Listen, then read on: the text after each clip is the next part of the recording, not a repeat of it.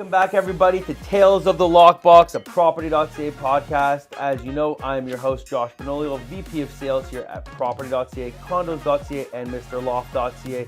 And today we are joined with the one, the only, Myles Schwartz. I know him as Loesch, Sir Loesch, many different names. Welcome to the podcast, Myles. Thank you for having me. We're so excited to have you. Currently 19 in the company, but I know that's going to change. You got some big deals in the pipeline. We'll see in that top 10 by the end of the year. So far in real estate, in your tenure here, which I think is about 4 years now? Four and a half years. Almost $40 million in sales volume, 133 transactions, and so far this year you've done 13 transactions, and some of those have been some really big deals. Yeah. Myles, tell us a little bit about yourself so that people get to know who you are, aside from the real estate agent, because you got a lot going on. Always lots going on. My name is Myles Schwartz. I'm a creative. I'm a music producer. I like to paint, which Josh just learned about as well.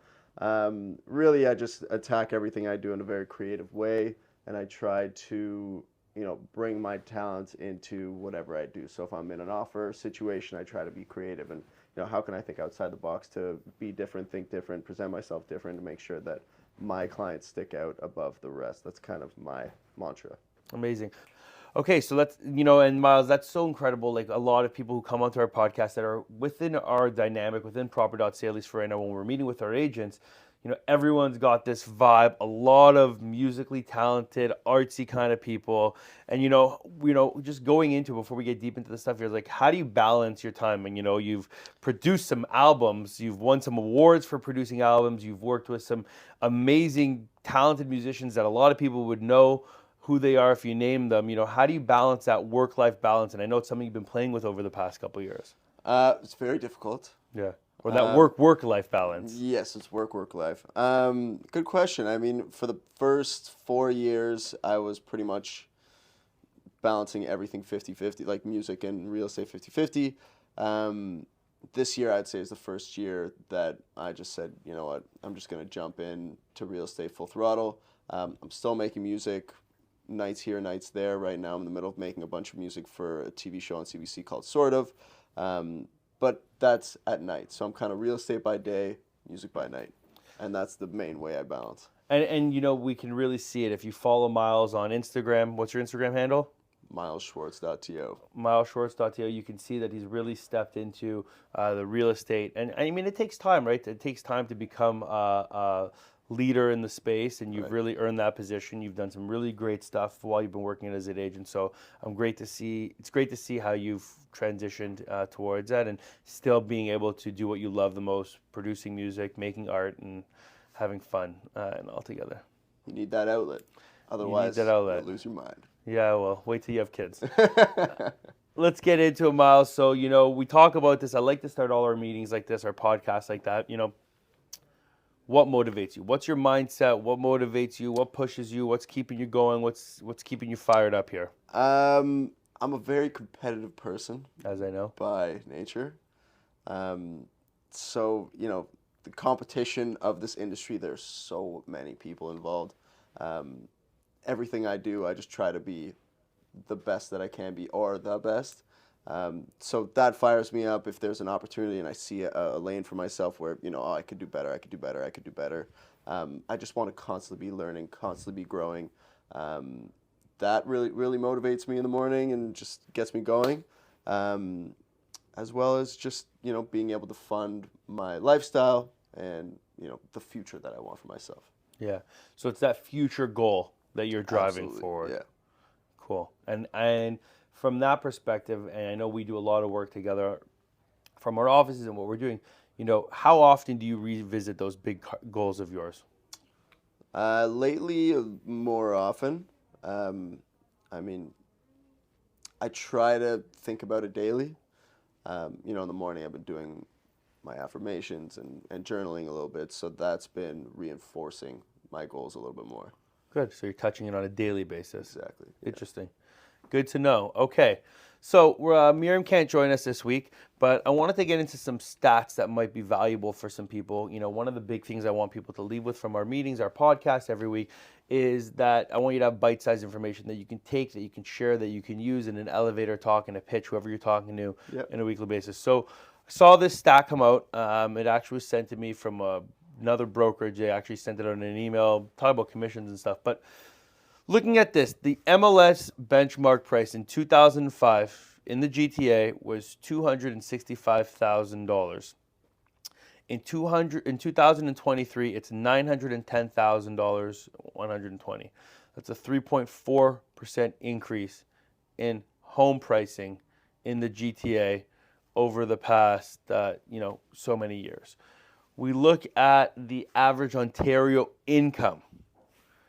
2005, roughly around $48,000. 2023, $55,000. 1.15% increase. How do the two match up? Like, how are people buying these houses? What's going on here? What's your thought? It's outrageous, but it makes sense. We are one of the fastest growing cities in the world. Our immigration is through the roof. There's a ton of tech coming to the city, and there's just a ton of opportunity to bring in more and more demand. And obviously what happens with demand, and we're so limited with space. So it's naturally the only possible outcome that the price is going to go up. But I mean, I did not know this stat of the average Ontario income being that small of a gap between the past basically 20 years. Look at the prices and the gap. It's insane.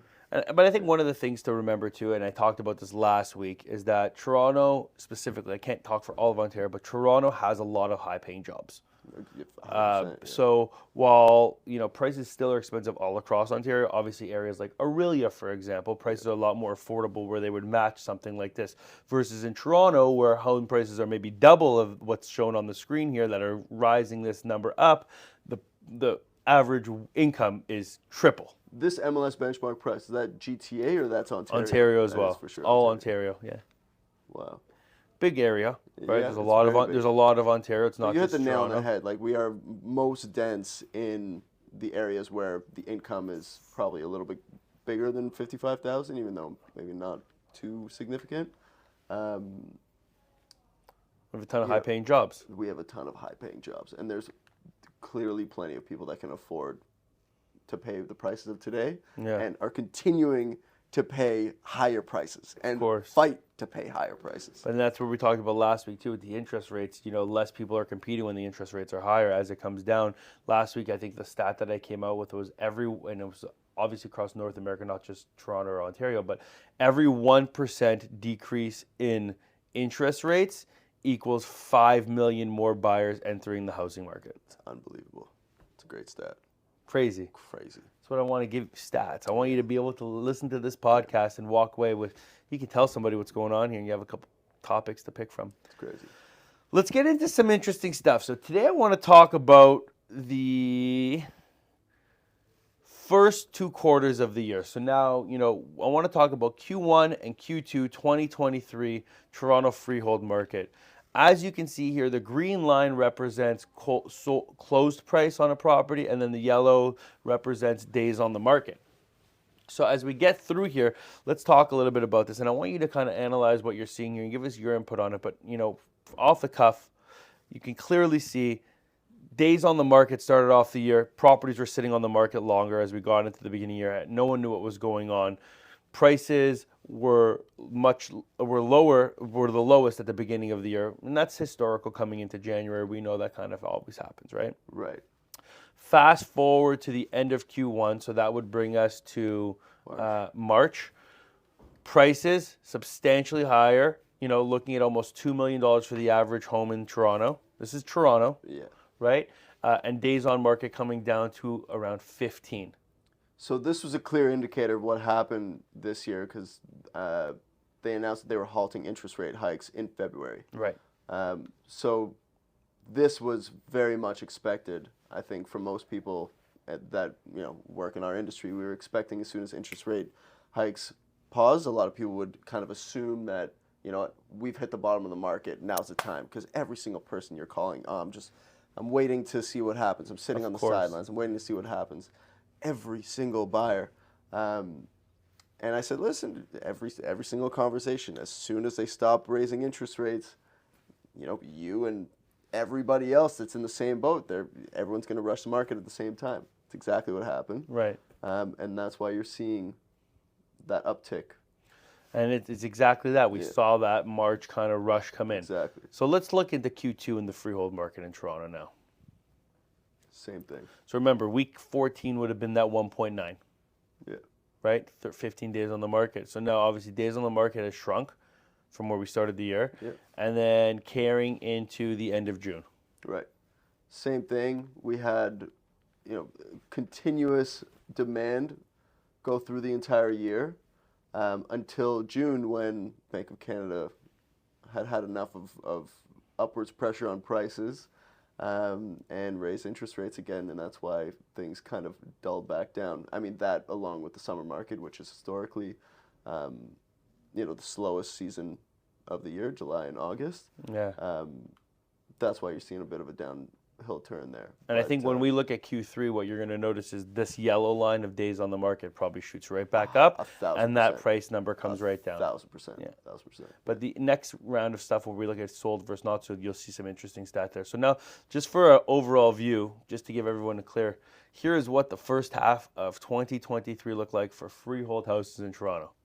Exactly what we talked there. We went into March, we saw that rise while they were saying interest rates paused, didn't do anything. Prices went up, dropped down once they did the next interest rate hike, coming back up to the peak. Then they raised interest rates again. Things kind of mellowed out, and then as we got into the summer, when they really raised interest rates around June again, we see that drop starting to come back in again. Right. And this is probably going to be pretty consistent with condos too. And, you know, we're showing data that a lot of people aren't seeing. Like, you're not going to be able to pull this data in a chart like this very easily from anywhere else. This is freehold Toronto houses, detached, semi-detached, row houses, you know, all in Toronto, looking over the market. So you're seeing that kind of trend. Now, here's where it gets interesting. When we look at this next section here, and we're looking at total listings versus what was for sale and what was sold. So the orange was what was for sale, and the red and the pink is what's sold. So when we look at the first quarter of the year, 83% of the listings sold that were listed within the first half of 2023. And in that 1 week specifically, it was 178 listings that sold in that 1 week. But the actual percentage was 83%. So you're kind of seeing that change. I think that was that week, but you're looking at that average blend between the two, and you can kind of see where the peaks and valleys kind of consistently follow it themselves. Right. But always inventory still ahead. The overall view here is inventory is still ahead. Sometimes we look at charts like this and you'll see that pink outweigh that orange, whereas here we're seeing that consistency gap as it peaks, so is the inventory levels. Right. Condo market, Q1. Kind of same thing happening, right? Yep. Only difference here is days on the market is substantially higher in the condo market in Q1 than it was. In the freehold market in Toronto, we saw, 35 days on the market at the highest, coming down to where it was. Whereas, as you got into February, inventory levels, like days on market, stayed up high. Right. Following through. Now let's look at the whole Q1 in the condo market. Look at that. Wow. Look at that imbalance there. It's a roller coaster. It's a roller coaster ride, but obviously noticing the biggest takeaway from this, condos spending way more time on the market than houses. Right. Average days on market here has been way over 30. Well, there's just way more inventory realistically. And a lot of it's sitting, but I think we're starting to see an uptick now in condo pricing coming back, whereas that housing pricing is I've been down. seeing investors and people kind of start to take advantage of the down market. I don't know if that's pushing prices up, even though it's clearly not a down market. Yeah. But there are more opportunities right now with condos sitting for larger days of market. People are taking advantage of For sure. those units. So it doesn't surprise me. But it'll be interesting to see. I mean, if September hits and they have another interest rate hike, this could do something drastically different. And I think September 6th is our date we're waiting for. Exactly. Look at that. So now you start to look at that blend, see where those little peaks of what sold, the inventory, like we had peaks came up of the sales. So not as consistent in the condo market as it is in the freehold. Not at all. Sales demand peaking. Circling out of the condo talk here, let's talk a little bit about what you've done recently, Myles, in marketing. I mean, like we talked about at the beginning, you stepped out of your area of just being on music, coming into the real estate market. Yeah. What's kind of been your marketing thing that's been working for you to draw? Because I know you do a lot of personal deals, not just leads that we provide, and you're doing a great job at that. What's been working for you here? I have kind of been growing my social media a little bit, trying to be a little bit more active. That's obviously, I mean, that answer you'll get from everyone. I'm starting to kind of implement a little bit more of a monthly newsletter and try to get myself out there to my database on a more consistent basis, people that aren't necessarily on social media. That's really big. I'm starting to take advantage and leverage my listings a little bit more. So if I, just sold a unit at Avenue St. Clair, I'm going to be putting out mailers soon, along with potential, kind of going to have a QR code to get people's information in return, offer a gift card to, a restaurant in the area, and just start to really take advantage of things that I otherwise just haven't over the past few years. And really, that's it right now. I'm just leveraging what I already have at my fingertips. Let's talk about that QR thing. Where are you heading with that? That might be a fun thing for people to know about. Yeah, I just sold a condo at Avenue St. Clair. Rather than doing just like a regular just sold mailer to the area, I'm sending out a mailer to every unit in the neighborhood. I think there's 4 or 5 buildings. And it's just going to say, basically a little bit about the sale, and on the back kind of say, scan QR code for a chance to win a $200 gift card to Soto or whatever. Nice. And then in the QR code, it just, you've got to give your name, email, phone number, and then a couple qualifying questions of just like, how likely are you to buy or sell real estate in the next 12 months, and then what do you love about the neighborhood? Amazing. And that's the kind of stuff that makes you successful. You're going out there, you're trying new things, you're playing, everything won't hit, but, if you don't try, you don't succeed. I'm also starting to learn that this isn't the cheapest industry, and you got to spend money. Got to spend money. You've got to spend money, and, obviously you got to have a budget annually for your marketing, and just understand that it's going to be thousands of dollars, sometimes tens of thousands of dollars. You know that very well. Of course. And you just got to budget for that at the beginning of the year and understand that you got to do what you got to do. Look, there's agents out there that are spending $1 million a year on bus ad. Do you think Frank Leo's name's everywhere from him not spending money? Yeah. But it happens. The more you see, people got to know who you are. I've been seeing now, for some reason, I'm starting to see him more and more. Everywhere. And his ads, they've just faded. They've been there for decades, it seems. Yeah. Outrageous. He paid for a forever price. Yeah, oh my God. And you see his name, really, He's everywhere. He's everywhere. So let's get into a little bit about Myles here, and I know you personally, but, a lot of people don't know who you are. They see you, that you're a very sociable, fun, energetic guy. Why did you become a real estate agent? It's actually a funny story. You were there. I mean, a lot of people may not know this, but I became an agent through Josh. It was actually your idea.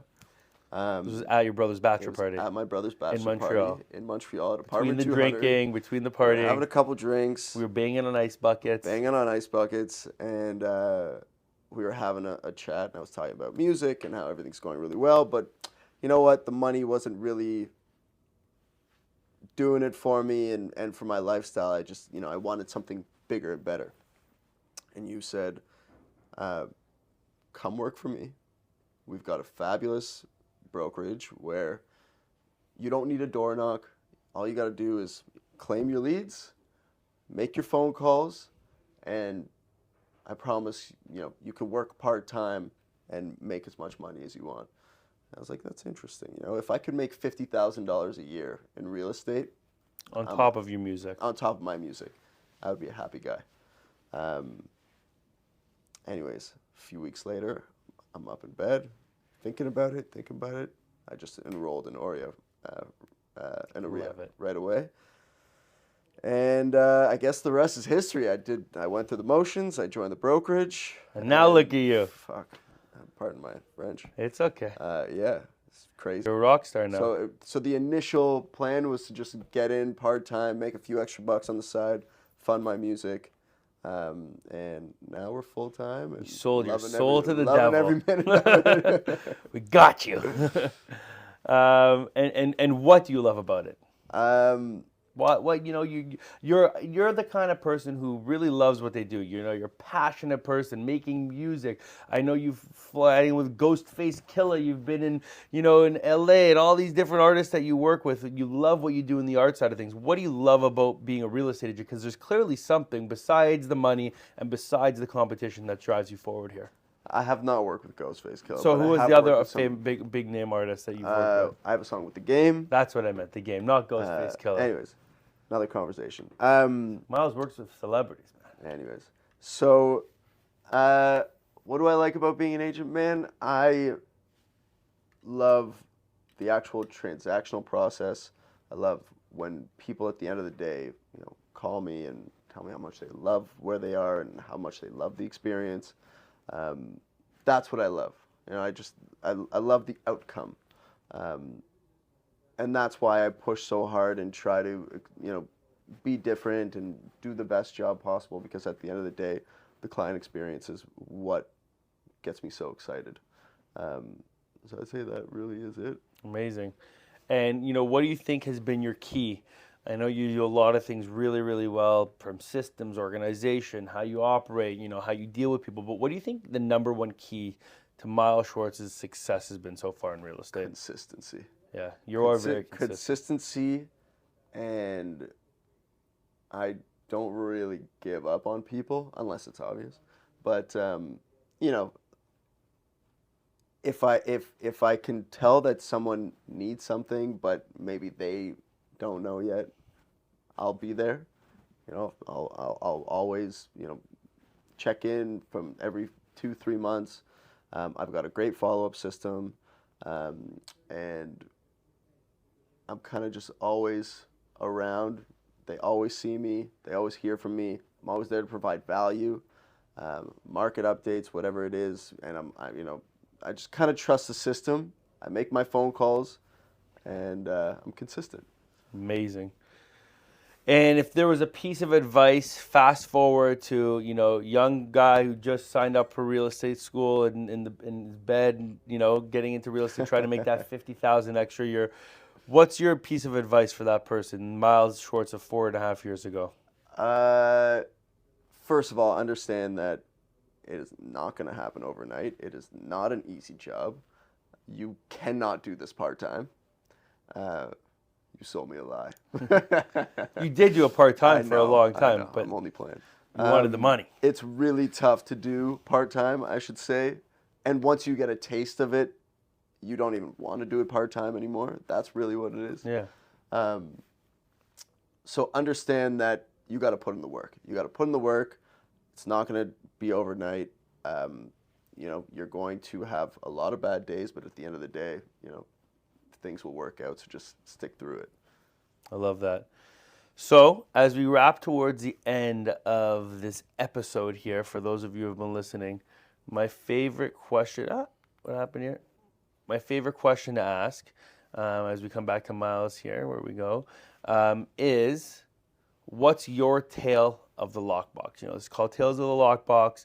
You've done a lot of transactions, 133 transactions. There's got to be one or two in there. We're looking for one that sticks out. Funny, scary, hard, difficult. What's the tale of the lockbox from Myles Schwartz that sticks out here? I mean, It's got to be one. There's been a lot of Give us funny. one. Probably my most insane experience has been just like 2.5 years of working with one client. Just the most picky person on the planet. Very particular, knows exactly what she wants, very hard to find, especially in her budget. Through those 2.5 years, I mean, I went through heaps and bounds looking for her. And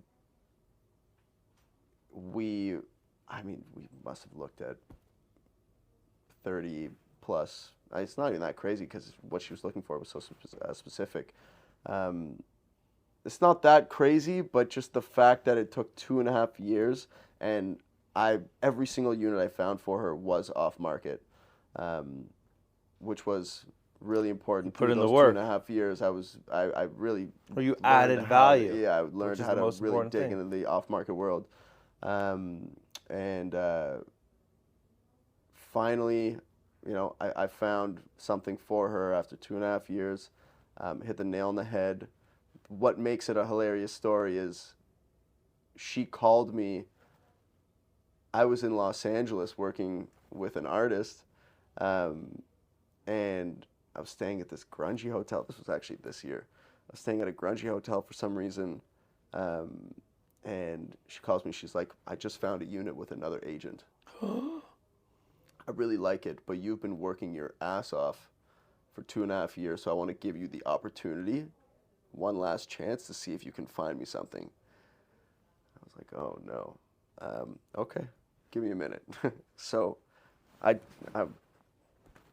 doing a one last big push, looking for something off market for her because I knew there was nothing currently on the market. And somehow I found this unicorn and sent it to her. She was like, oh, let's go see it right away. I was like, I'm not in Canada. Called another agent to take her right away that day. She goes see it. She's like, Myles, I really like it. I got to bring my dad. Okay. Called another agent. Can you take her? I'm just arranging this the whole time in Los Angeles.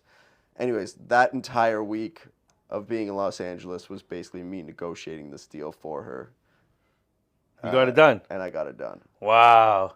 And you almost lost it. And I almost lost it. But I think your consistency, like you said, is what got you to the point where she came back to you. Even though there was something else, she still came back to you. And that's the point that makes you Myles. Yeah. Amazing. Well, Myles, thank you so much for joining us. I'm looking forward to seeing that 19 become a 10 by the end of the year. You're doing a great job. You're crushing it for all you agents out there who are looking to understand how do you make the decision to dive into real estate full on and just maybe, burn the boats, as we like to say, off the beach. We talked about that, burning the boats. You can't have them all out there. Burn the boats and just dive full into real estate. Really do it. Give Myles a call. You can get in touch with him. He gave you your Instagram handle. Give it one more time, your Instagram handle. MylesSchwartz.to. MylesSchwartz.to. Myles, thank you so much for coming. Thank you guys for listening. Thank you guys for joining in. This is Tales from the Lockbox. I'm Josh Benoliel. Have a great week. Get out there, stay hungry, get motivated, make contacts with people, and get some deals closed. Have a great week.